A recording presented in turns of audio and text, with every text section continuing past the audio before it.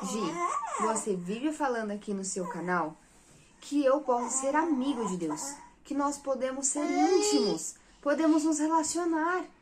Mas, sinceramente, eu acho que isso não serve pra mim, Gi. Gi, você não conhece minha família, você não sabe de onde eu vim. Eu nasci em uma casa completamente desestruturada.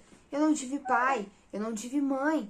Meus pais eram ausentes, ou os meus pais não amavam a Deus, não eram tementes a Deus. E eu aprendi muitas coisas que eu não deveria ter feito no meu passado. Coisas que até hoje eu luto e às vezes acabo até replicando aquilo que eu não queria fazer mais.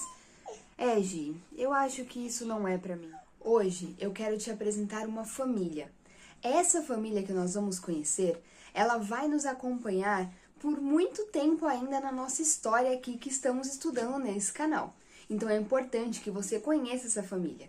E eu tenho certeza que você vai se surpreender com a realidade dessa casa. Meu nome é Giovana Galego e aqui eu tenho uma missão: ler a Bíblia com você, de capa a capa, de Gênesis a Apocalipse, encontrando Jesus Cristo em cada página. Seja bem-vindo ao livro de Gênesis.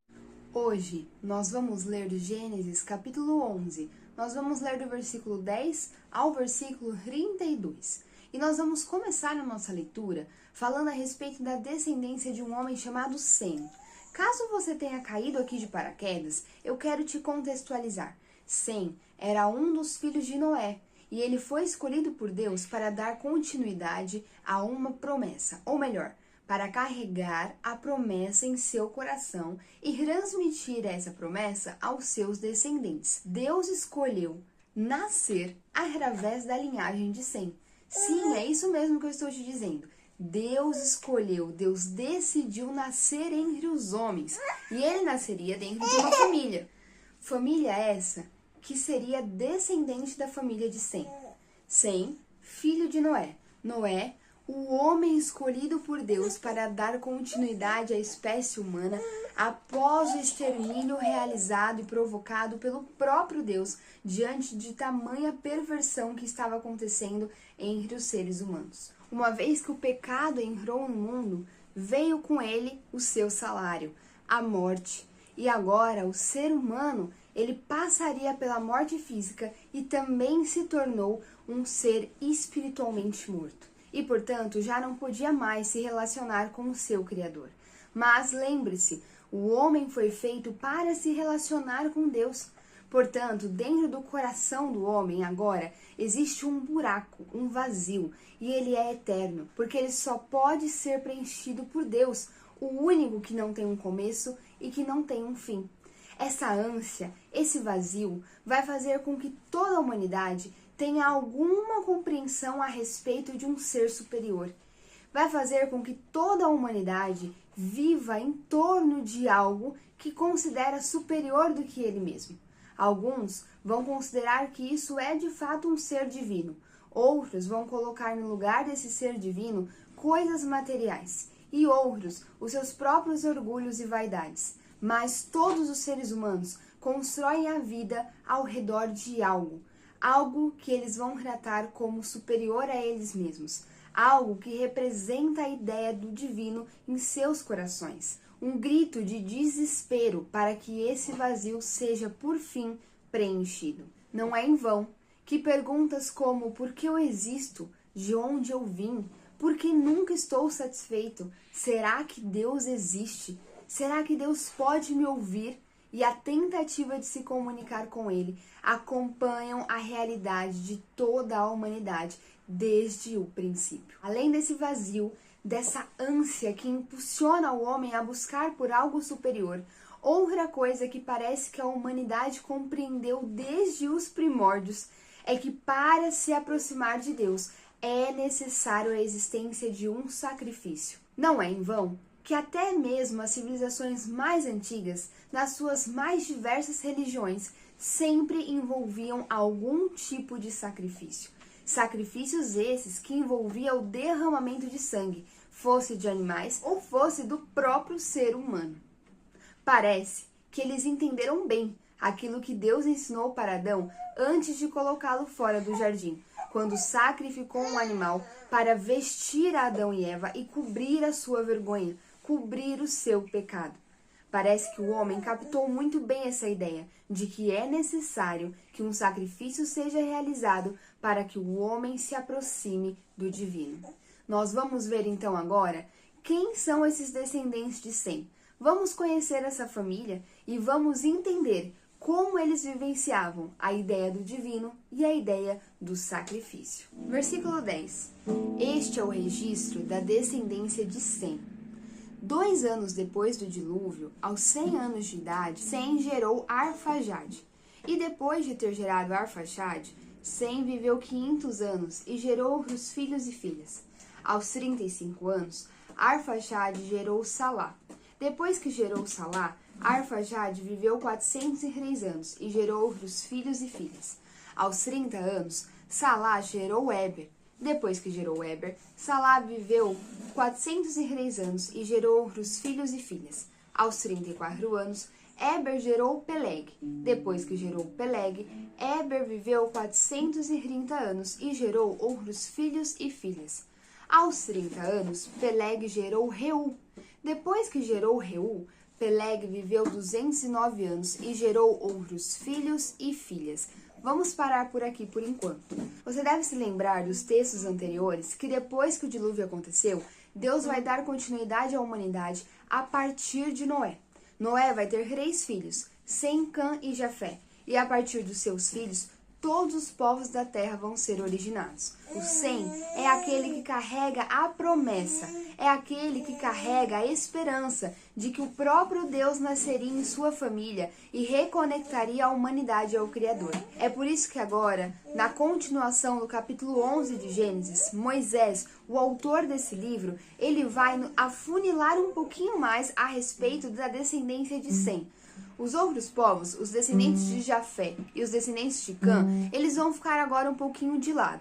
E o autor vai começar a nos contar a história dos semitas, os descendentes de Sem. E todo o Pentateuco, toda a história do povo de Israel diz respeito aos semitas. Então Moisés, até aqui, ele praticamente nos introduziu na história da humanidade. Nós vimos de onde surgiram todas as coisas. Mas agora ele vai começar a especificar e vai nos contar a história de um povo específico, um povo distinto, os semitas, os descendentes de Sem, aqueles que vão dar origem a todo um povo separado. Povo esse onde nasceria o próprio Deus. É por isso que agora no final do capítulo 11, nós vamos mais uma vez ler a genealogia de Sem. Só que agora Moisés vai nos dar um pouco mais de detalhes. Então veja, a genealogia começa no versículo 10, nos contando que Sem teve o seu primeiro filho 2 anos após o dilúvio.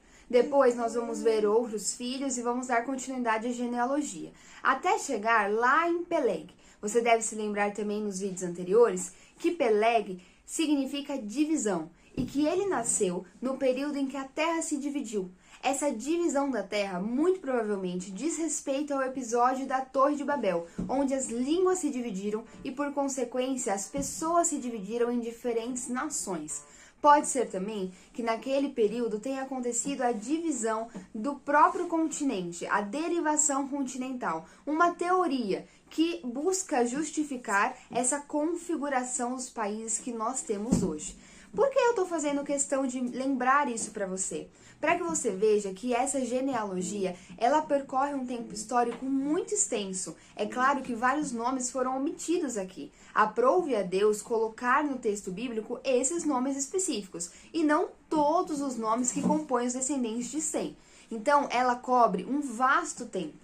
Outra coisa que eu queria chamar a sua atenção é para o fato curioso de que de Éber a Peleg houve uma redução no tempo de vida de praticamente metade. Éber viveu 430 anos, Peleg viveu 209, e a partir daí você vai ver que os restantes, os outros homens da genealogia, vão viver cerca de 100 e pouco, 200 anos. Então houve uma redução quase que pela metade. É interessante porque pode ser que esse evento de divisão da Terra tenha impactado a expectativa de vida dos homens. Talvez por viverem agora separados e estarem mais vulneráveis? Não sei, mas é curioso pensar que justamente no marco em que houve a divisão da terra, o tempo, a expectativa de vida reduziu quase que praticamente à metade. Eu não sei exatamente o que aconteceu ali na época de Peleg que pode ter impactado tanto a expectativa de vida. Mas uma coisa eu tenho certeza, é que o pecado está diretamente ligado a essa redução na expectativa de vida. Quando o homem pecou, tudo se tornou corrompido. A terra se tornou maldita por causa do homem. A natureza se tornou corrompida. O que eu gostaria que você entendesse é que quando o homem pecou, é como se um grande cronômetro de destruição tivesse sido ligado. E as coisas começaram então a se deteriorar, pouco a pouco dentro desse relógio, entende? O pecado é um grande mal, que fez com que tudo se tornasse caído. A natureza caminha para uma destruição. O corpo humano caminha para o dia da sua morte.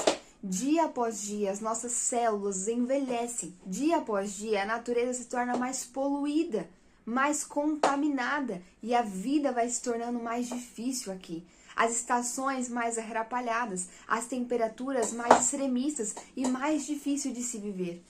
Tudo isso, a qualidade do ar, a qualidade da água, a qualidade do solo, a qualidade dos alimentos, que antes não se deterioravam, não estragavam, agora estragam. Agora podem ter vermes, bactérias, vírus, podem causar um dano enorme ao homem. Tudo isso se tornou corrompido e tudo isso colabora para a redução da expectativa de vida. Até chegar ali na realidade de Moisés, no Salmo 90, que ele vai falar que o tempo do homem, a vida do homem, não passa dos seus 70 a 80 anos. Essa é a realidade do pecado. É por isso que é muito comum as pessoas que já estão nessa idade, com 70, 80 anos, comentarem que parece que o seu corpo não acompanha a sua mente. Elas se sentem internamente mais jovens do que o corpo delas demonstra. Gi, você está me deixando assustado com tudo isso. Calma, não precisa se assustar, porque nós temos a esperança da vida eterna. Jesus nos prometeu que voltaria para nos buscar e Ele vai cumprir essa promessa. Então, fique tranquilo, Ele voltará, nós vamos ganhar um novo corpo, um corpo glorificado. Corpo esse que não vai se deteriorar com o tempo, e assim viveremos toda a eternidade ao lado do nosso Senhor. Então não precisa ter medo. Versículo 18. Aos 30 anos, Peleg gerou Reu. Depois que gerou Reu, Peleg viveu 209 anos e gerou outros filhos e filhas. Aos 32 anos, Reu gerou Serug. Depois que gerou Serug, Reu viveu 207 anos e gerou outros filhos e filhas. Aos 30 anos, Serug gerou Naor.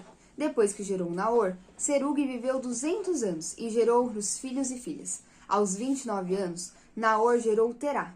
Depois que gerou Terá, Naor viveu 119 anos e gerou outros filhos e filhas. Aos 70 anos, Terá havia gerado Abrão, Naor e Arã. Já conversamos aqui a respeito de genealogias, mas só para que você entenda, caso você chegou agora, a genealogia tem o propósito de contar a história de uma família, citando os nomes que estão envolvidos nessa história. E o intuito da genealogia bíblica é apontar para o nascimento do próprio Deus na terra, do próprio Deus entre os homens. É nos mostrar como tudo foi acontecendo para que Jesus nascesse.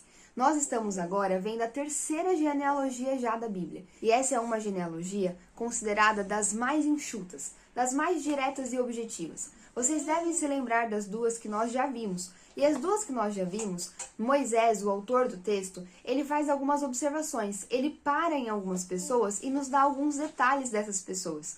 Mas nessa genealogia, Moisés vai ser mais direto. E ele vai só realmente citar os nomes, o tempo em que eles viveram, e ele já vai direto para a família de Terá, que é o que ele realmente quer dar mais ênfase a respeito dessa família. Com isso, nós entendemos o propósito de Moisés ao relatar essa genealogia.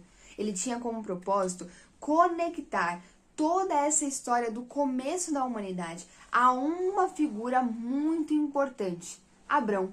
Ele está fazendo uma linha do tempo, nos conectando, fazendo com que a gente entenda todo o desenho da história que está sendo comandado pelo próprio Deus. Lembra que eu falei que essa genealogia cobre um vasto tempo? Então, por isso mesmo, Moisés precisou fazer essa conexão. É como se Deus, através de Moisés, estivesse nos ajudando a transicionar do período pós-diluviano para o período dos patriarcas, porque existe um grande lapso temporal entre essas duas realidades. Então Moisés está aqui nos ajudando a conectar essas histórias. Uma coisa que eu acho importante você saber é que até Gênesis 11 nós não temos muitas provas arqueológicas e históricas que nos ajudam a comprovar todo o relato bíblico.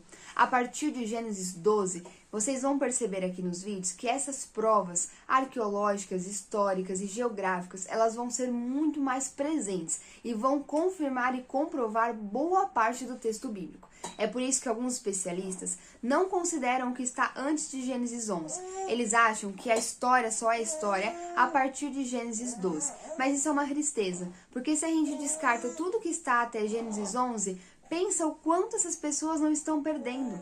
Até Gênesis 11 é fundamental para a nossa fé, porque em Gênesis 3 nós já temos a apresentação do Evangelho, o próprio Deus que nasceria entre os homens, o descendente da mulher que viria para nos salvar. Então, se nós simplesmente negamos tudo o que está antes de Gênesis 11, a gente tem que negar toda a Bíblia, toda a Escritura. Então, nós precisamos entender que todo o livro de Gênesis, ele é importante, ele tem valor e ele é um relato histórico que o próprio Deus nos deixou para que nós entendêssemos de onde viemos, qual o nosso propósito, quem somos e principalmente quem é esse Deus e como ele se move ao longo da história. Versículo 27. Esta é a história da família de Terá. Terá gerou Abrão, Naor e Harã. E Harã gerou Ló. Então vamos lá. Olha só essa expressão mais uma vez aparecendo. Esta é a história de Terá.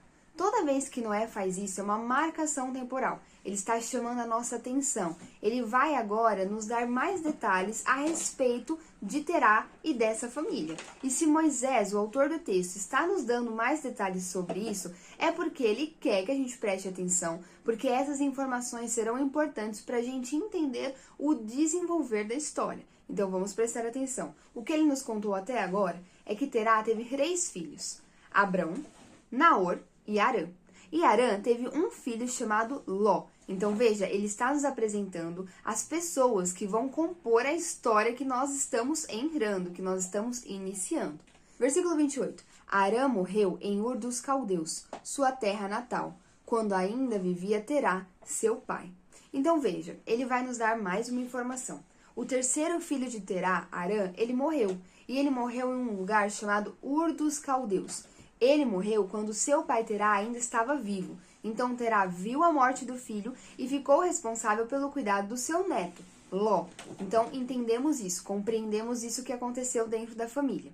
Vamos falar um pouquinho sobre Ur dos Caldeus. Ur dos Caldeus era uma cidade muito importante naquela região. Sabe o que é interessante? Porque até pouco tempo atrás não se tinha nenhuma comprovação arqueológica, nenhuma prova de que essa cidade existiu. E muita gente satirizava o texto bíblico quando falava a respeito de Ur dos Caldeus. Mas acho que em 1923, 1924, alguma coisa assim, um historiador, um arqueólogo, fazendo as suas escavações, descobriu a cidade de Ur dos Caldeus. E ela estava, boa parte dela ainda, muito íntegra e ajudou os historiadores a descobrirem muitas coisas a respeito dessa cidade.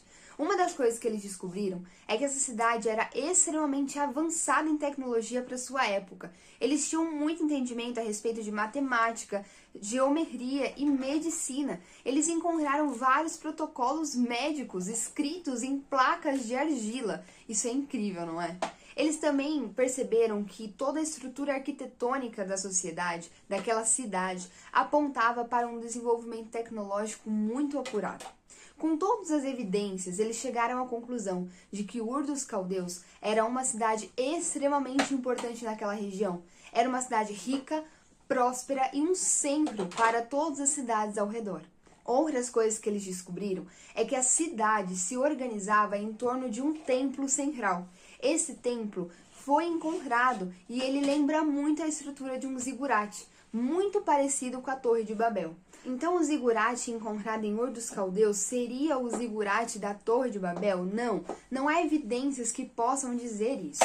Mas o que a gente consegue compreender é que a mesma mentalidade da Torre de Babel, de adoração a outros deuses e de adoração ao próprio homem, era também a mentalidade de Ur dos Caldeus. A cidade foi construída ao redor desse templo, dessa torre, que era um lugar onde eles adoravam a deuses pagãos. Outra coisa que eles também encontraram muito ali nas escavações no sítio arqueológico de Ur dos Caldeus foram estatuetas, estátuas que serviam para adoração a ídolos.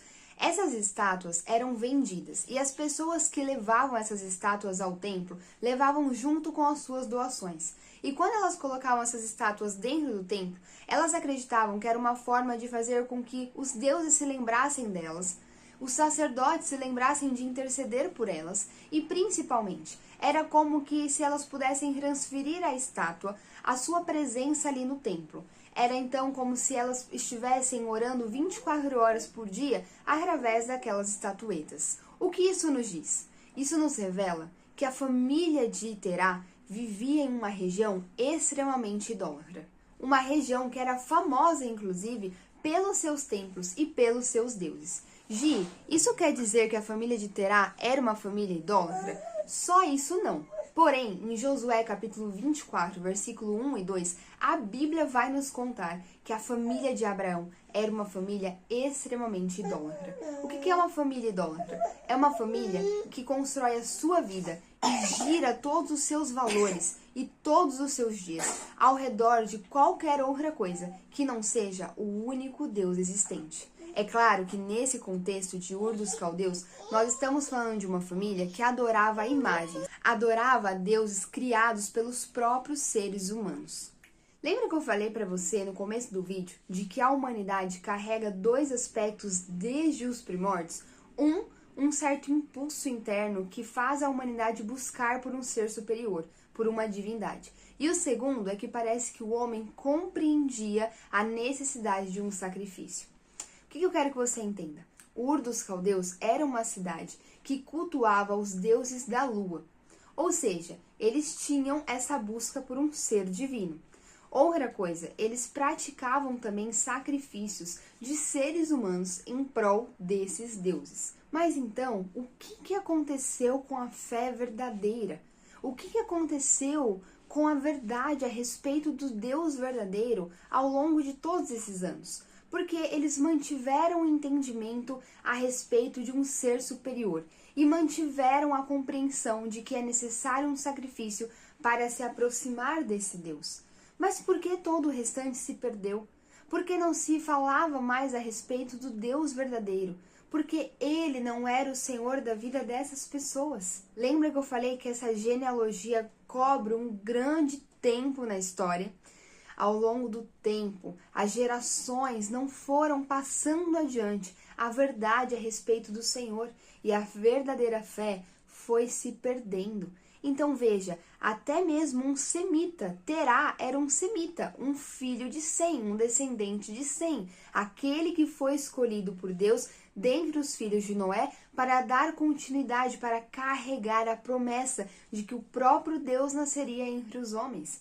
Mas de algum modo, ao longo dessas gerações, essa verdade não foi passada adiante. E nós chegamos em um ponto que um semita, alguém que deveria carregar essa promessa adiante, era um completo idólatra. E ainda que entendesse a respeito da existência de um ser superior e entendesse a necessidade de um sacrifício, já não servia mais ao único e verdadeiro Deus. Muito pelo contrário. A tradição judaica diz... Quando eu falo tradição judaica, gente, é porque a Bíblia não nos diz nada a respeito disso. Então, nós não podemos assumir como verdade absoluta. Mas é uma tradição de um povo, de uma nação. Então, a gente interpreta como um dado histórico. E a tradição judaica diz que Terá era um vendedor de estatuetas. Ele vendia estátuas para adoração a outros deuses. Então ele não só vivia em um lugar idólatra e não via problema nisso, mas ele estava completamente imergido nessa cultura, fabricando ídolos com as próprias mãos. De alguma forma, eu penso que a nossa realidade se parece muito com essa. Quem aqui não tem um vô, um bisavô, uma tia que é cristã? mas de alguma forma parece que a verdade se perdeu em nosso meio. Parece que até mesmo dentro das nossas igrejas nós não sabemos no que de fato cremos. E entra no púlpito, no altar, ensinamentos misturados, adoração a deuses que não são reais e ensinamentos contrários à palavra da verdade. Talvez na sua família até tenham pessoas que conheceram o Deus real, até tenham pessoas que se encontraram com Jesus em algum momento da vida, mas parece que ao longo do tempo, de geração em geração, isso se perdeu por completo. E hoje, na sua realidade, dentro da sua casa, você nunca havia ouvido falar sobre o Deus verdadeiro. Ou ouviu falar, mas não com tanta profundidade. Ele parecia distante. Simplesmente você acreditava na existência dele, mas ele não tinha um aspecto pessoal, próximo e tão real na sua vida. Parece que isso se perdeu. É por isso que nós precisamos passar a promessa adiante. Precisamos falar a respeito do nosso Senhor. Precisamos comunicar a verdade. Ou como diz Paulo em 1 Timóteo, precisamos proteger a verdade, pregando a palavra da verdade, para que ela seja mantida geração após geração e a verdadeira fé não se perca. Vamos continuar no versículo 29. Tanto Abrão como Naor casaram-se. O nome da mulher de Abrão era Sarai, e o nome da mulher de Naor era Milca. Esta era a filha de Arã, pai de Milca e de Iscá. Então, olha, os outros dois filhos de Terá também vão se casar. Abrão vai se casar com Sarai, e Naor vai se casar com Milca. Milca era filha do irmão deles, o Arã. Ou seja, Naor está se casando com a sobrinha. Meu Deus, que absurdo! Gente, eram outros tempos. Isso não era encarado como é encarado nos dias de hoje. Primeiro, a lei de Moisés é que vai proibir o casamento consanguíneo. Mas essa lei vai vir muito mais para frente. Ela ainda não existia. Então aqui isso era uma realidade comum. Era muito comum que eles casassem entre eles dentro das próprias famílias, porque era uma forma de se proteger. E Abrão vai se casar com Sarai, que mais pra frente, lá para Gênesis capítulo 20, a gente vai descobrir que ela era meia-irmã de Abrão. Se ela era meia-irmã de Abrão, muito provavelmente ela era filha de Terá com outra mulher. Isso é mais um indício de como a linhagem que havia sido separada tinha perdido a verdadeira fé. Porque um dos componentes da verdadeira fé era o casamento monogâmico, o casamento com só uma pessoa. Não sabemos se Terá de fato se casou com uma outra mulher, mas a verdade é que ele teve relações com uma outra mulher. Como eu disse, Deus criou o casamento monogâmico. Eles se tornarão uma só carne, um homem e uma mulher. Logo, é óbvio que o relacionamento entre Terá e uma outra mulher não foi um relacionamento do agrado de Deus. Mas Deus, em sua infinita bondade e misericórdia, trouxe dessa relação um fruto precioso, a vida de alguém, a vida de Sarai. Talvez você tenha nascido de um relacionamento indesejado, de um relacionamento que diante dos olhos de Deus não é o ideal, não é aquilo que Deus fez para ser. Isso não significa que você é indesejado pelo Senhor. Uma coisa que nós precisamos aprender é que o ser humano não sabe fazer gente, mas é somente Deus que pode soprar o fôlego de vida. É somente Deus que pode promover a vida de fato. Então, se você nasceu, é porque você era plano de Deus. Se você nasceu, é porque Deus desejou te dar a existência. Então, ainda que você tenha nascido de uma relação indesejada, reprovável aos olhos de Deus, você é sim algo desejado pelo Senhor. A sua vida tem um propósito, tem um porquê de existir. O nome Sarai, no idioma dos sumérios, na linguagem dos sumérios, que vai dar origem aos caldeus, significa esposa do deus Lua. Mais uma vez, mostrando como Terá estava completamente imergido nessa cultura idólatra. Abrão significa pai exaltado. A tradição judaica diz que Abrão era um astrólogo. Ele contemplava as estrelas e através das estrelas ele inferia coisas a respeito do seu futuro e do futuro daqueles que vinham até ele. A tradição judaica diz que Abrão era muito versado nos costumes dos caldeus. Ele era muito envolvido nessa cultura idólatra e ele consultava os deuses dos caldeus e auxiliava o povo a caminhar segundo a ordem desses deuses. Por isso era considerado um pai exaltado, aquele que era o líder desses grupos que vinham buscar uma consulta através dos dons, dos talentos e dos conhecimentos de Abrão.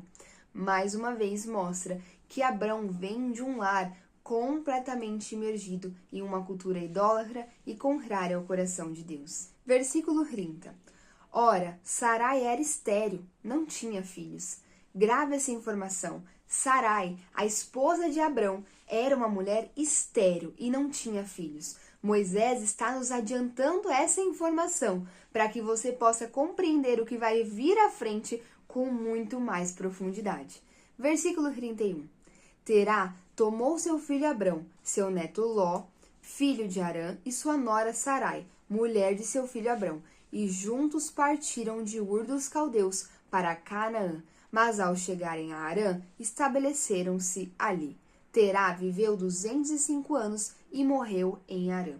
Aqui nós estamos vendo a peregrinação dessa família. Através desses versículos, a gente consegue ter uma compreensão de que Terá aqui teria tomado a decisão de começar a migrar com a sua família. E quem foi com ele foi Abrão, Sarai e Ló. Ou seja, Naor e Milca resolveram ficar em Ur dos Caldeus. Por que Terá resolveu migrar? Por que eles estavam indo para Canaã? Por que pararam em Harã? Nós vamos conversar um pouquinho mais a respeito disso no próximo vídeo. Por enquanto, eu quero encerrar o vídeo de hoje dizendo para você que ainda que Abrão tenha vindo de uma família completamente imergida numa realidade, numa cultura oposta ao coração de Deus, Deus chama Abrão de seu amigo. E a partir dele, toda uma nação foi formada. Nação essa onde o próprio Deus nasceu. Por quê? Porque Deus quis. Porque Deus amou Abrão. E a partir dele, ele vai construir uma história e cumprir com a sua promessa de Gênesis 3. Nós vamos ver nos próximos vídeos a obra maravilhosa que Deus vai fazer através de Abrão, que só Deus poderia fazer. Então, eu quero que você entenda uma coisa. Não é sobre a família em que você nasceu, mas é sobre o fato de Deus desejar fazer algo em você e através de você. Deus tem uma obra maravilhosa para fazer na sua vida que só Ele pode fazer. Então, independe da sua família, independe do contexto em que você veio, você só precisa de Jesus Cristo. Ele é o sacrifício que nos conecta a Deus. Abrão e toda a sua família adoravam um ser superior, acreditavam na existência de Deus e realizavam sacrifícios, mas isso não resolvia nada. Sabe por quê? Porque crer na existência de um ser superior apenas não leva ninguém a Deus. A Bíblia diz que Cristo é o único caminho, a verdade e a vida. É preciso ter fé, mas é ter fé em uma pessoa, Jesus Cristo. Não é qualquer fé que te leva a Deus, é somente a fé real, a fé em Jesus Cristo, que te levará e te conectará a Deus. Por quê? Porque Ele se fez sacrifício. Veja, o homem ao longo de toda a história sacrificava animais, os seus próprios filhos, para se conectar a Deus. Deus então entra na história e Ele mesmo se torna sacrifício para que nós nos conectemos a Ele. Esse é o amor escandaloso do nosso Deus por nós. Talvez você venha de uma família muito desestruturada. Família essa que nunca conheceu de fato o Deus verdadeiro. Mas deixa eu te contar, existe esperança. Tudo o que você precisa, tudo o que os seus familiares precisam é de uma pessoa, Jesus Cristo. Então, eu quero te encorajar a orar pela sua família.